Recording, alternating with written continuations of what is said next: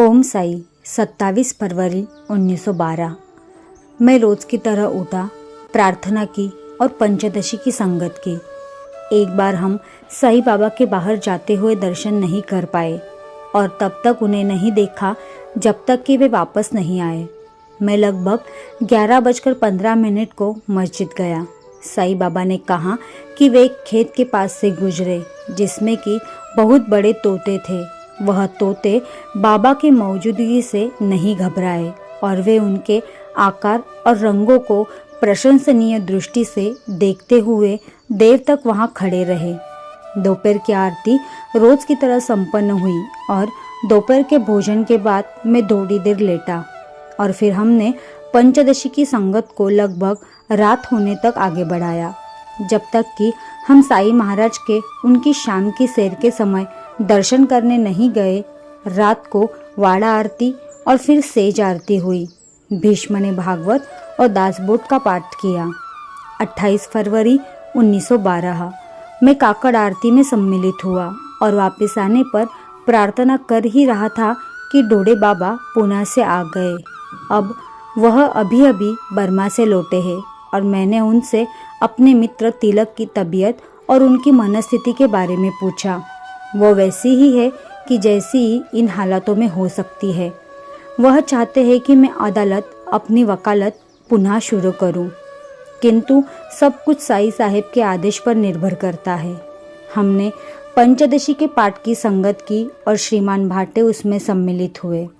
हमने साईं साहेब के बाहर जाते हुए और जब वह मस्जिद में लौटे तब दर्शन किए। उन्होंने मुझसे पूछा कि क्या जीवा मुनि मूल्य चुकाएगा। मैं समझ नहीं सका कि जीवा मुनि का क्या अर्थ है, किंतु मैंने उत्तर दिया कि अगर आदेश दिया जाए तो वह चुकाएगा। उन्होंने मुझे बहुत से फल और मिठाइयाँ दी। दोपहर की आरती रोजाना की तरह संपन्न हुई। आज एकादशी थी और मेरे और रघुनाथ के सिवा किसी ने नाश्ता या दोपहर का भोजन नहीं किया। ढोड़े बाबा ने भी व्रत रखा।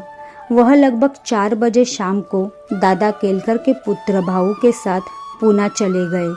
उसके बाद हमने पंचदशी के पाठ की संगत की और शाम को साईं महाराज की सैर के समय उनके दर्शन किए। वे अत्यंत प्रसन्न चित्त थे, धीमे से चल रहे थे और हंसी कर रहे थे। वाड़ा आरती के बाद भीष्म ने भागवत और दासबोध का पठन किया। 29 फरवरी 1912 मैंने प्रातः प्रार्थना की और रोजाना की तरह पंचदशी के पाठ की संगत की। जब हम संगत कर ही रहे थे तब साईं बाबा वहाँ से गुजरे और हमने उन्हें साटेवाड़ा के समीप देखा। वे बहुत थके हुए लग रहे थे। मैंने उन्हें तब ही देखा जब वे लौटे और वे बहुत शांत चित्तवृत्ति में थे। उन्होंने कहा कि बाला साहेब भाटे एक खत्री थे, उनकी पत्नी एक शालीन अर्थात एक बुनकर थी और उनका पुत्र बाबू भी एक शालीन था। साईं साहेब ने आगे कहा कि वासुदेव काका अपने पिछले जन्म में एक राजपूत था और उसका नाम जयसिंह था, कि वह मांस खाने का बहुत ही शौकीन था और साईं साहेब और अन्य उसे यह कहकर बहुत नाराज कर देते थे कि क्या उसे बकरे का सिर चाहिए। कि इस जयसिंह के 3 पुत्र थे जो कि सेना में काम करते थे। एक बेटी थी जिसका चरित्र ठीक नहीं था। वह एक नाई की रखेल बनी, उसके बच्चे हुए और फिर वह मर गई। दोपहर की आरती रोज की तरह संपन्न हुई, सिवाय इसके कि वामन तात्या आरती के बाद आए। वे पूजा करना चाहते थे पर उन्हें कटु शब्दों की अच्छी खुराक मिली। दोपहर को भोजन के बाद मैं कुछ देर के लिए लेटा और फिर हमने अपनी पंचदशी के पाठ की संगत की। जब तक हम साईं महाराज की शाम की सैर के समय उनके दर्शन के लिए गए। वाड़ा आरती के बाद मैं चावड़ी के जुलूस में और सेज आरती में सम्मिलित होने के लिए मस्जिद में गया। साईं साहेब क्रोधित भाव में थे। उन लोगों को भला बुरा कह रहे थे जो मस्जिद की छत पर दिए जलाने के लिए चढ़े थे और जब जुलूस शुरू हुआ तब उन्होंने बापू साहेब जोग की पत्नी श्रीमती ताई जोग पर अपना सट्टा भी फेंका। चावड़ी में मुझे लगा कि वे बापू साहेब जोग पर हाथ उठाएंगे, पर कुछ समय बाद उन्होंने अपने सट्टे से बाला शिंपी की पिटाई की और बाद में त्रिंबक राव, जिन्हें वे मारुति कहते हैं, उनकी भी की। बालाशिंपी भाग गए, परंतु त्रिंबक राव ने खड़े रहकर वार को झेला और साईं साहेब के सामने दंडवत किया। मुझे लगता है कि उसे अपार कृपा प्राप्त हुई और वह कम से कम एक स्तर तो आगे बढ़ा ही होगा। जब हम लौटे तब साईं साहेब जोर से बोल रहे थे। मैंने बैठकर बाला साहेब भाटे के साथ बात की। भीष्म ने भागवत और दासबोध का पठन किया। 1 मार्च 1912। मैंने काकड़ आरती में हिस्सा लिया और प्रार्थना के बाद पंचदशी के पाठ की संगत की, किंतु बापू साहेब जोक और उपासनी को देर हुई क्योंकि उन्हें हजामत करवानी थी और हम असल में तब तक नहीं निकल पाए जब तक कि साईं साहेब बाहर नहीं चले गए और हमने उनके साटेवाड़ा के पास दर्शन किए। जब हम सच में शुरुआत करते ही तभी प्रगति होती है। मैं लगभग सुबह 11 बजे के करीब मस्जिद गया। साईं बाबा बहुत आनंदित भाव में थे पर थके हुए लग रहे थे। त्रिंबक राव जिस बात के लिए फकीर बाबा को अपशब्द कह रहे थे वह मेरी दृष्टि में वह तुच्छ बात थी। दोपहर की आरती रोजाना की तरह संपन्न हुई। साईं बाबा श्रीमान दीक्षित, नाना साहेब चांदोलकर और साठे को याद कर रहे थे। भोजन के बाद हमने अपनी पंचदशी की संगत को आगे बढ़ाया और अच्छी प्रगति की।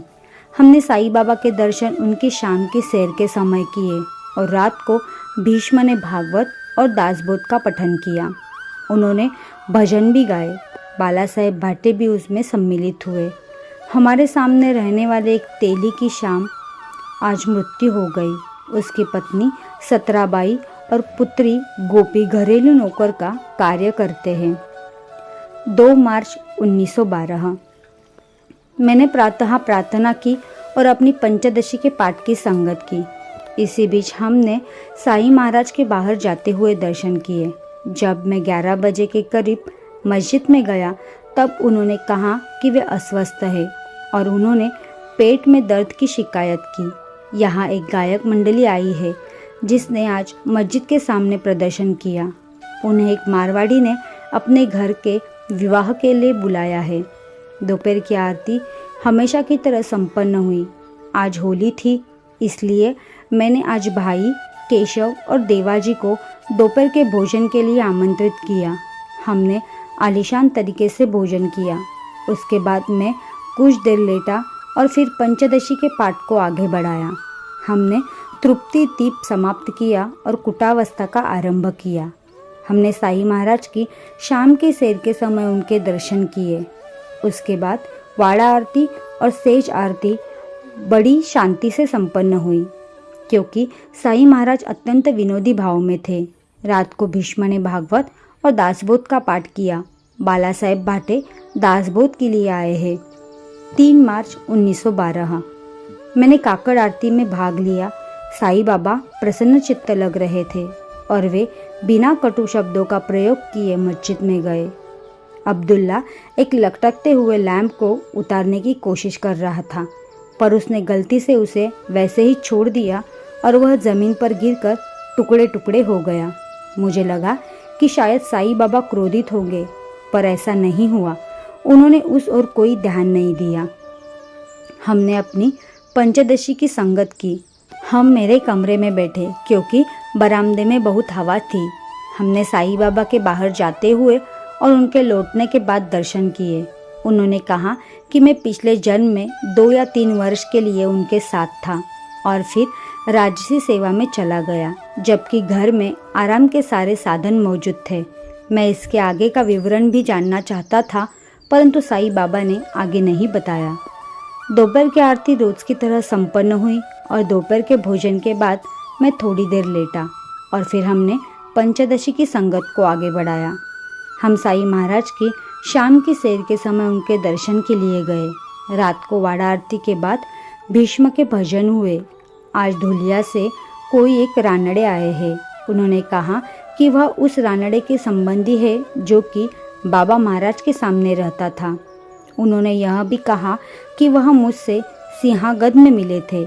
यह बम्बई के एक सज्जन हैं जो कि जाति से पाल से है। उन्होंने कहा कि वह कुछ वर्ष पूर्व मेरे पास अमरावती आए थे।